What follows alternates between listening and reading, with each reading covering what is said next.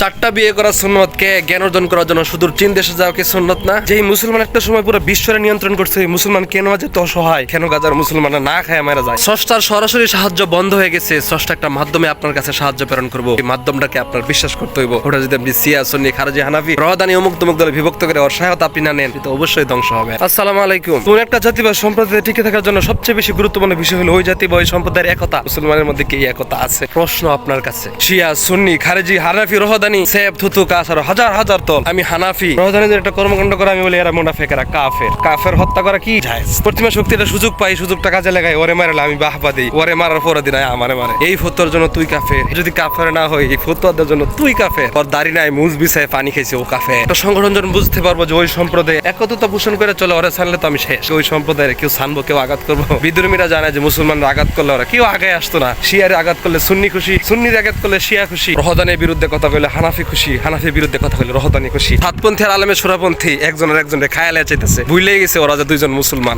গাজা না খায় মরতেছে, পশু মিশর না খায় মরবো, তরশু সৌদি আরব, এরপর দিন ইয়েমেন, ভবিষ্যতে একদিন পাকিস্তান, বাংলাদেশ, এমনি করে চলতে থাকবো। একতা অভাবের দুর্বল শাসকদের আমাদের আমলের পরনিন্দার জন্য আজ আমরা ধ্বংস।